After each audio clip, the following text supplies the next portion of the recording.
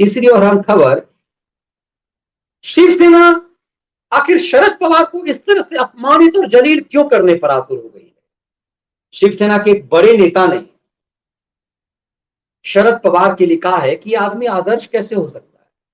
सवाल यह कि शिवसेना के किसी नेता को शरद पवार के लिए ऐसे अपमानजनक शब्द बोलने की जरूरत क्यों, क्योंकि इसी शरद पवार के लिए संजय राउत अलग अलग ज्ञान बांट रहे थे कि ये यूपीए के सुप्रीमो होनी चाहिए। तो शरद पवार के लिए शिवसेना की तरफ से इस तरह की बयानबाजी क्यों दिया जा रहा है, जिसमें यह कहा जा रहा है कि तो पीठ में छुरा घोंपने वाले, ऐसे लोग आइडियल कैसे हो सकते हैं।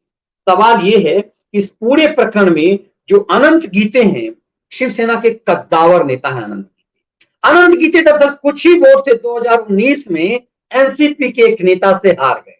इस पीड़ा को भी अनंत गीते निकाल नहीं पा रहे हैं। लेकिन सवाल यह है कि क्या अनंत गीते ने ये अपने मन से कहा है या अपने हाईकमान के एजेंडा को आगे चलाया। उन्होंने शरद पवार के लिए कहा कि यह व्यक्ति हमारी पार्टी का आदर्श आइडियल कैसे हो सकता है, जो आदमी पीठ में छुरा घोंपता हो, जो भरोसा करने लायक ना हो, जो कांग्रेस पार्टी को तोड़ने का काम किया हो, जिस कांग्रेस ने उनको बनाया उसी कांग्रेस के पीठ में छुरा घोंपने वाला, वो हमारा आइडियल कैसे हो सकता है। ऐसा व्यक्ति हमारा आइडियल नहीं हो सकता। कि दरअसल इस बात की जरूरत अनंत गीते को नहीं थी। अनंत गीते ने ये बातें क्यों की, इसमें क्या कुछ है।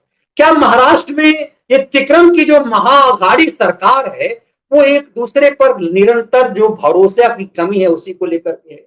सवाल ये है कि हाल ही में शरद पवार ने कांग्रेस के लिए ऐसा क्यों कहा कि एक पुराने जमींदार की तरह हरकत कर रही है कांग्रेस इस समझने की कोशिश नहीं कर रही है कि वो बर्बाद हो चुकी हुई है और अपने अतीत को भुना रही है कांग्रेस।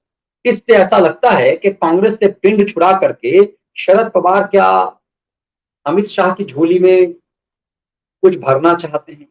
इसीलिए शिवसेना में भी हाल में आपने देखा होगा तो शिवसेना ने नरेंद्र मोदी की जम करके तारीफ, और अभी गुजरात में जो विजय रूपाणी की सरकार गई है और उसके जगह पे जो रातों रात सरकार बनी और पूरा मंत्रिमंडल हटाया गया, इसके लिए मोदी है तो मुमकिन है का नारा शिवसेना ने दिया। तो आखिर ये खेल क्या चल रहा है अविश्वास में, क्यों इस तरह से सरकार की चापलूसी करने की होड़ लगी हुई है। मोदी और शाह की चापलूसी की होड़ में क्यों शिवसेना और एनसीपी लगी हुई है और इसमें एक दूसरे को अपमानित करने की कोशिश कर रही है। ये भविष्य के गर्त में अभी भी है। लेकिन इस पूरी प्रकरण से ऐसा लगता है कि महाराष्ट्र में महाअघाड़ी को बचाने के लिए ये एक दूसरे को अपमानित करने का खेल चल रहा है, उसमें नफे और नुकसान में कौन है। और शिवसेना ने इस तरह की बात अनंत गीते से करवा करके फिर संजय राउत से मलहम क्यों लगवाया है। ये स्टाइल क्या उस कहते हैं थर्ड डिग्री का है कि पहले उसके बाद कुटाई करके उसमें नमक डाल करके पिटाई करने का। शरद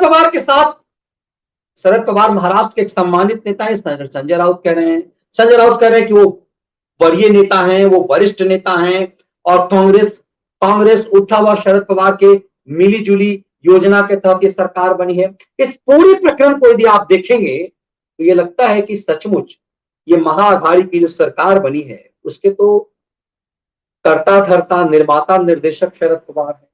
उस शरद पवार को जिसने इस संगठन को बनाया, इस महाअघाड़ी को बनाया, उसमें शिवसेना अपने नेता से उन्हें अपमानित क्यों करवाना चाह रही है। ये चेक एंड बैलेंस का खेल क्या हो रहा है, इसे समझने की जरूरत है। क्योंकि अनंत गीते की अपनी एक पीड़ा है, वो आज लोकसभा में होती, महज कुछ गिनती के वोट से वो एनसीपी के नेता से हार गए और उसी एनसीपी के साथ शिवसेना ने सरकार बना ली। उनकी पीड़ा यह भी है। लेकिन अहम यह है कि आखिर शरद पवार गलबहियां करने की किस चाह में है। क्या शरद पवार राष्ट्रपति बनने के लालच में है कि जाते जाते एक यह दांव भी अमल में लाया जाए, और शिवसेना क्या शरद पवार का वही खेल खत्म कर देना चाहती है। आगे आगे देखिए होता है क्या।